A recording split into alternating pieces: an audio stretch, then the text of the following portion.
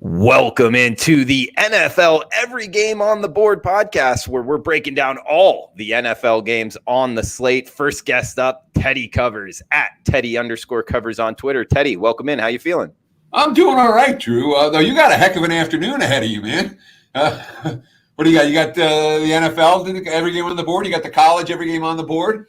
You'll be busy the next few hours. I only get this little segment. You get the whole thing. Look at you. You're sweating already.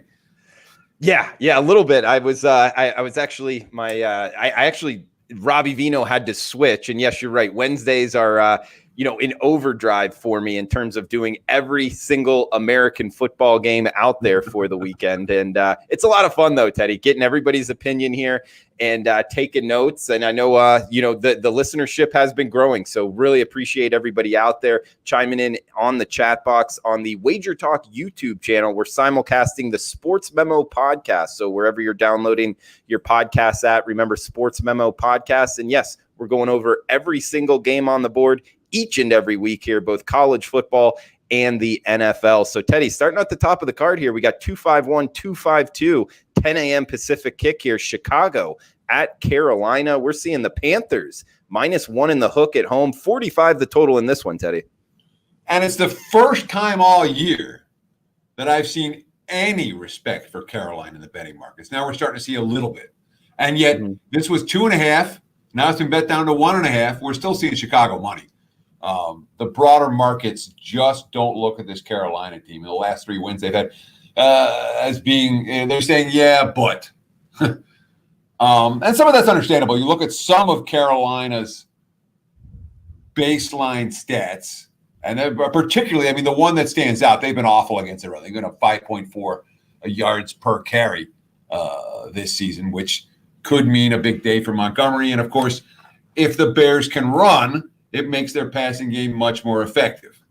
But that's a big if. Chicago for the season is only averaging 4.1 yards per. They've been outgained on the ground by 0.3 yards per touch. They've been outgained on a yards per play basis, minus 0.2 yards per play. So here's a Bears team with a 4-1 record that has been outgained by their opponents. Carolina's outgained their foes by half yards per play. And if you ask me which quarterback do I trust, if Teddy Bridgewater versus Nick Foles, it's not close. Bridgewater's been good. What we've seen from Carolina over the last 3 weeks has been nothing fraudulent about it. Really hasn't. The running game has been effective. Mike Davis is averaging a full yard per carry better than Christian McCaffrey was, which for the 10,000th time proves that NFL running backs are interchangeable. And you never pay Le'Veon Bell $52 million. You never pay any running back $52 million. You get the same guy off the waiver wire who just every bit as good as the guy you just paid $52 million for. Sorry, that's a rant on the Jets. But the point is that there's been no drop-off since McCaffrey got hurt. Bridgewater has shown – I like the receiving core for Carolina. He's shown real rhythm with his wide receivers. And, we're seeing big plays. DJ Moore's making big plays. Samuel's making big plays. It's been a fair bit of dink and dunk and a fair bit of taking shots downfield. And right now, I do think Carolina is the better of these two teams. I could only take the Panthers in this ballgame. And that, again, the Bears are 4-1. They've been outgained by their opponent, and they basically played like 3 good quarters all year.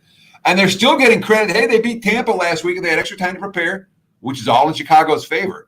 But any of those Thursday night games, when one team looks bad, or a Tuesday night game like we saw Buffalo look bad last night, I'm taking all of those games with a big grain of salt. Traveling on short and awkward weeks is not easy in the NFL. The Bears have been able to pull off some impressive fourth quarter comebacks, and Carolina's defense could be vulnerable to one. But on the other hand, Chicago, the strength of their opposition, this is the strength of schedule, not including the games against the Bears, where, again, the Bears are 4-1, so be worse than this. But Chicago's opponents this year in games not against Chicago, a .316 winning percentage. They really feasted on the week. Teddy, we got second game up here, 253, 254, Detroit at Jacksonville, 54.5 being the total, with the Lions laying 3 on the road. Talking about the Jaguars here, Teddy, they started off kind of hot, 2-0 ATS, and have since faded hard here. Yeah, Jacksonville's looked like the last 3 weeks, the Jags have looked like the team that we kind of expected them to be coming into the campaign. And again, I talked about this a little bit on the opening line report on Monday, but when you're grading out the NFL right now, there are 3 teams that are, and I know that, the Giants don't have a win, but whereas the Jags do, but it's the bottom of the league is the Jets, the Jaguars, and the Washington football team. And there's a drop off for those and everybody else. And Jacksonville, again, I mean, to make matters worse, now they got kicker problems. It's not like that's a team that can afford kicker problems. They cut the kicker last week and bring a new guy in. They've been outgained by 0.9 yards per play. And that's happened. Minshew's been okay. Minshew's been pretty good. In fact, Minshew's now started 16 games for the Jaguars. And if you take his stats for those full 16 games, it would be the second best season in Jaguar quarterback history. Wow. So I'm not looking at Minshew as a problem. The offensive line is bad. The defense is allowing 4.6 yards per carry, and opposing QBs have 111.8 QB rating against them. They're not forcing turnovers. Jacksonville is not a team I want my money on, which leaves us with Detroit or pass. And we have a Lions team coming out of the bye week, a little bit extra, prep time. Felt like they played well. They've been outgained by 0.8 yards per play. They're allowing 5.2 yards per carry and have been outgained by 0.8 yards per rush, which is 1.1 yards per rush, which is exactly what the Lions have done for pretty much forever. There is one big difference between these two teams. And again, it's strength of schedule. And early season, I try to pay attention to some of this stuff. The Lions have played mostly good teams. The Jaguars have played mostly bad teams. You can say this is a big step down in class for Detroit. And it is. And it's the type of game if the Lions are decent, they're supposed to win this by a field goal or more. But if you've been betting on the Lions to be decent for, the last 3 decades, you've been losing money. I can only take Detroit. I don't expect to take Detroit. I'll leave it at that. Okay. And Teddy, talking about, Minshew being the best quarterback in that 16-game stretch, the second best, me. Would that be Mark Brunell being number 1? I actually didn't go back and check. Okay, no worries. I was curious if it was Brunell. It might have been a Leftwich or a David Garrard. I don't know who it was. But it quite well could have been Brunell. That's the one that came to mind. I mean, Leftwich and Garrard had a couple good years there. You're right. So, the Jacksonville Jaguars quarterback hierarchy isn't one of the best in the NFL, but still, it's a nice little stat there. Well, it's kind of like the Saints, where you you have Archie Manning, you have Drew Brees, and name me another good Saints quarterback ever. There aren't any. Okay, I'll just leave it at that. We got. We're not going to bring up Aaron Brooks in that discussion. No, but there was one like Billy Joe Tolliver or something like that, wasn't there? Yeah, but he wasn't any good. He had like a good week. All right. We got Atlanta at Minnesota up next. Vikings -3 in the hook at home, 54.5 or 55 being the total, Teddy. Hobart, Billy Joel Hobart, or Joe Hobart's the one, Hebert or Hobart. I'm trying to remember some of those bad Saints quarterbacks from the early 2000s. Sorry, I got distracted. So Falcons the Vikings. Look, Minnesota's better than Atlanta. All right. The question is, can the Vikings bounce back off another bad? This is a 1-4 team right now. Their hopes and desires and goals may well be shattered. Their defense isn't any good. They've given up 6.1 yards per play for the season. They haven't been good against the run or the pass. They lost the turnover differential on a regular basis, -5 for the season. And they're still better than Atlanta. A lot better than Atlanta, I think. But the question I have for the Vikings, and again, Minnesota, my opinion on the Vikings has changed, has kind of flipped. The first couple of weeks, I was really anti-Minnesota. Then they played that game against Tennessee where they showed that they could do something offensively. They followed up with another good offensive game, and they had another good one in Seattle this last week. So we've seen the playmakers for Minnesota step up. And the offense has worked. I'll just leave it in that's sometimes coming into the season, it was a question, is that offensive line changes? And you have, and Jefferson going to step up at receiver. And can Cousins do anything against anyone that's any good? Which, no, he can't. But against weaker defenses like this because it had some success. And in theory, if Minnesota if their season has bounce back potential, it's going to be this week. And this is the right opponent at the right time. They're certainly taking a step down in class versus who they've played already this season. The Vikings have played one of the toughest schedules in the NFL already. So there's certainly things to like about the Vikings here. And the opener at 3, maybe you look there, despite their defensive weaknesses. The question is Minnesota the type of team you want to be laying with? And I'm telling you, that home field for the Vikings, which was one of the strongest, is not worth anything this year. And the Falcons, in theory, could get the new coach bump. They like Raheem Morris. The quotes were positive. Quinn had to go. Everyone knew Quinn had to go. But last week, Atlanta was legitimately lifeless in that game at home against a divisional foe. And when you talk about red flags, it's an enormous red flag. Maybe sometimes you get the new head coach bump, and Atlanta has certainly underachieved this season. And like Minnesota, they've also played a very tough schedule, one of the toughest in the league. But, even the games, the Falcons games, their opponents had a .684 winning percentage, even in the games they didn't play Atlanta in, which they won all of them. So it's even higher than that, obviously. But when you talk about, allowing 117.7 QB rating, I think that's dead last in the NFL. That is dead last in the NFL. Those are the type of teams when you have a pass defense that literally can't stop anyone. Those aren't teams I want my money on. So I'm Minnesota or pass here. It's, at the 3.5, the bargain, there were 3s earlier. Now it's 3.5 across the board. Maybe the bargain price for the Vikings is gone. Then again, my powering number was 5.5 on this game. Minnesota's supposed to beat this team. And if they do, they're supposed to beat them by margin. He's Teddy Covers on Twitter at Teddy_covers. Guys, last 9 weeks, check him out. WagerTalk or sportsmemo.com. He's 59-42. That's 58% all sports last 9 weeks. My favorite stat here, guys, since NFL week 1 in 2015, he's 198 and 152. That's 57% going back 5 years now in the NFL. Also 60% year-to-date in college football. So check him out, WagerTalk.com. He's got his plays up 5% going on Sunday as well. Houston at Tennessee. Teddy, are we getting this one? If so, Tennessee -3 in the hook, 53.5 being the total. Yeah, for as of this moment, it looks like everything that's on the schedule this week is going to go. It's not like college where they're starting to cancel games left and right now in the SEC. Which is something of a concern moving forward because we haven't even started with the Big Ten and the Mountain West and all of that, Pac-12 yet.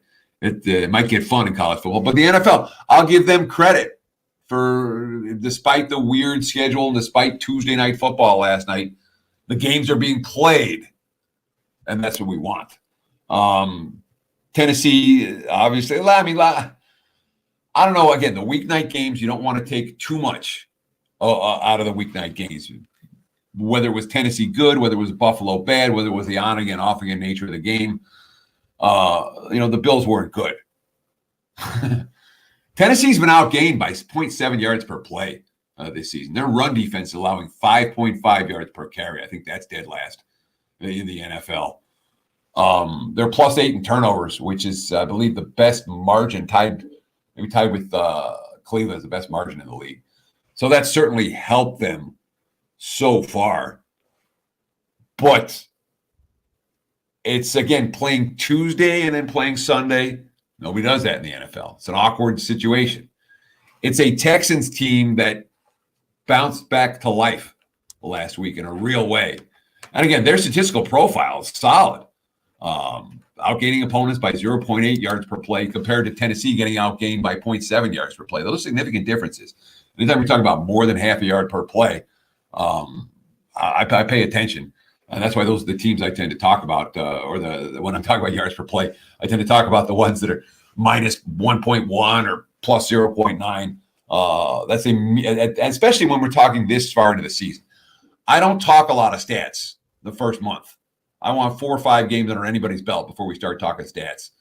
But now that we're in to the meat of the season, it's time to talk about the stats that are meaningful. And certainly the Texans outgaining their opponents week in, week out is a meaningful number. Of course, they're -5 in turnovers, and they played a tougher schedule so far than the Tennessee Titans. So I do think there are things to like about Houston this week as a dog, especially with Tennessee coming off the short week.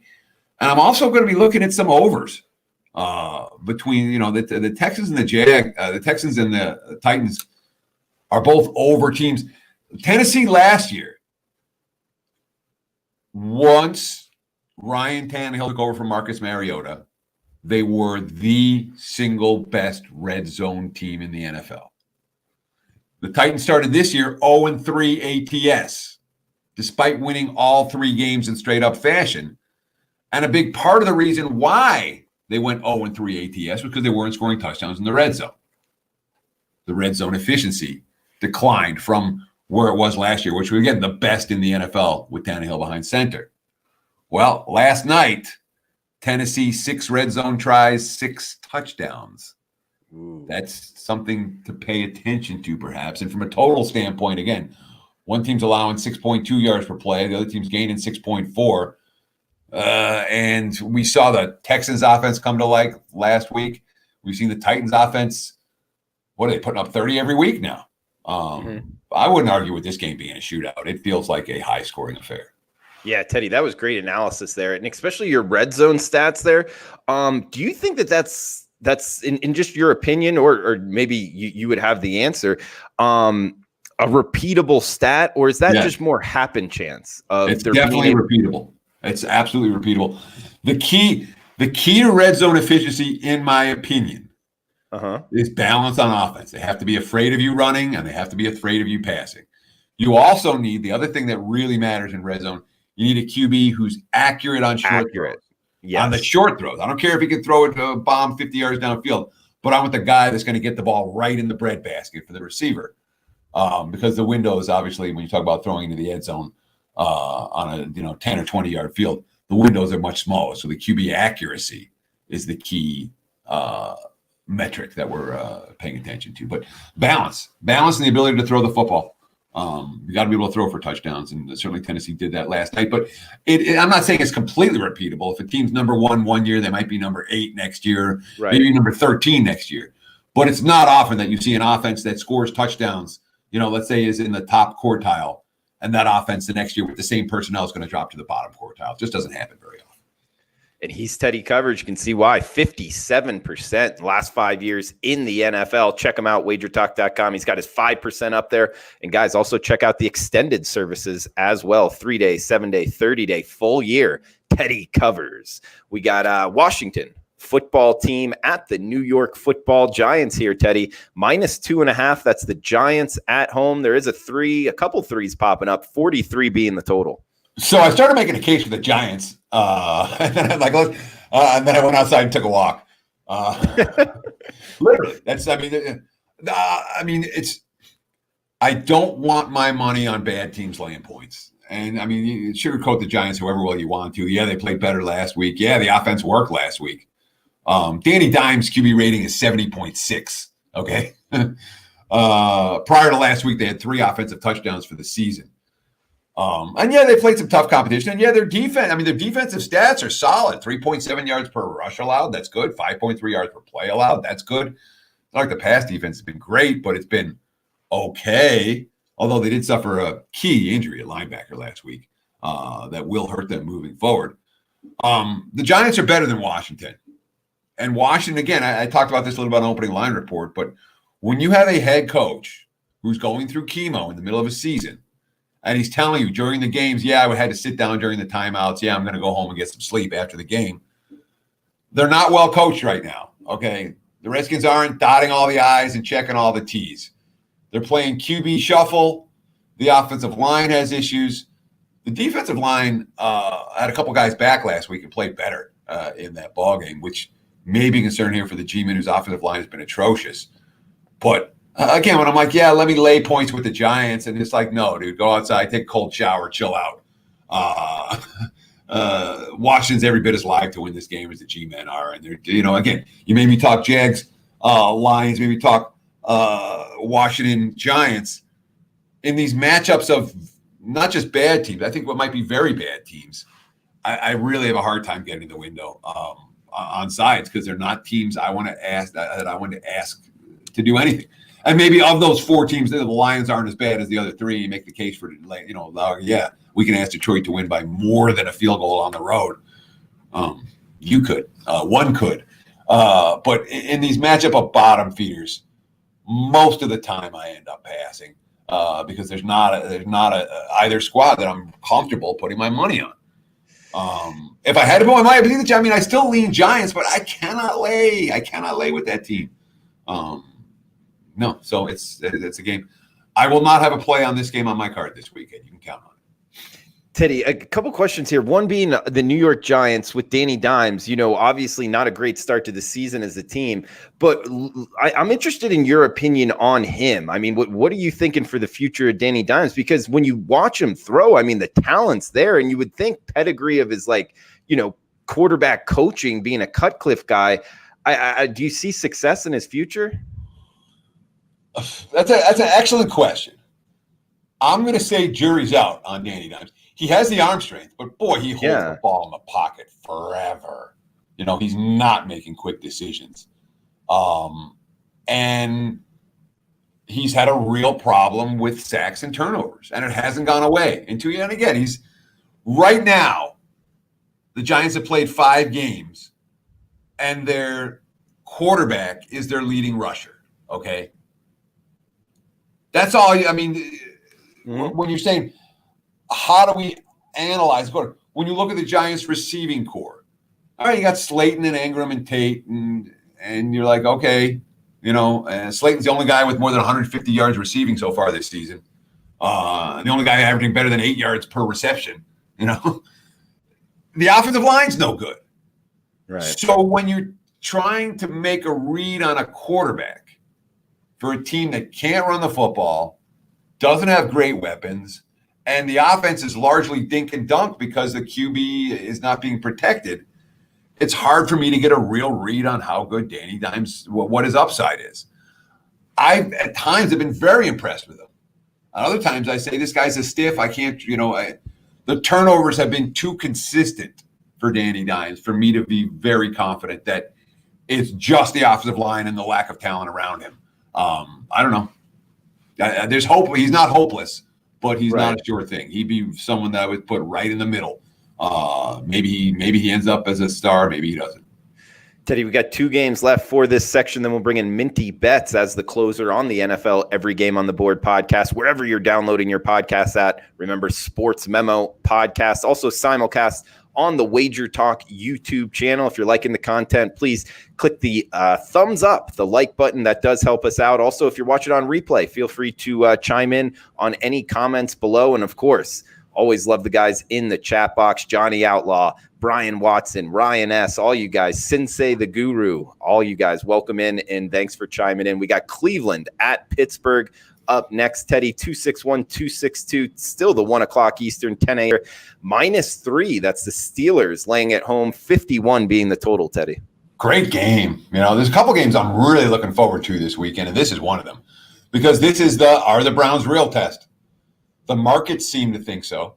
There's been nothing but Cleveland money from the open in this ball game.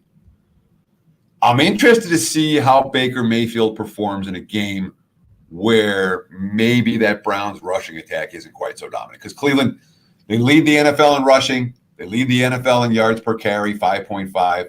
They've been, literally blowing teams off the line of scrimmage and running the ball down their throat.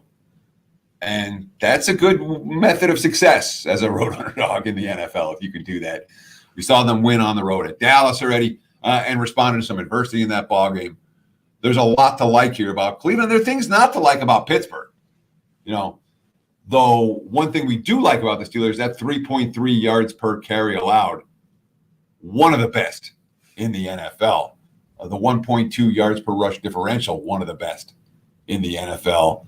The differential between Big Ben's QB rating and their opponent's QB rating, 25.7. Big Ben's at 100.4. The opponent's under 85. That a significant difference between what they're gaining through the passing game and what they've struggled with, and what opponents are gaining against them, I should say. So all those stats look great for Pittsburgh. One thing doesn't. Strength of schedule. The Browns have played teams. The Steelers' opponents, not counting their games against Pittsburgh, have a .233 winning percentage. Okay, Pittsburgh has been beating up on bottom feeders. Cleveland ain't no bottom feeder. We'll see if the Browns are good enough to get the win and or cover to hang within a field goal of the Steelers. They got beat. Actually, they split the two meetings last year. But Roethlisberger didn't play. Now it's Big Ben back in the equation. But, I mean, to me, this is a bigger test for Cleveland than for Pittsburgh. I think that we'll have a better sense of how real the Browns are after this weekend. I would be surprised if they win.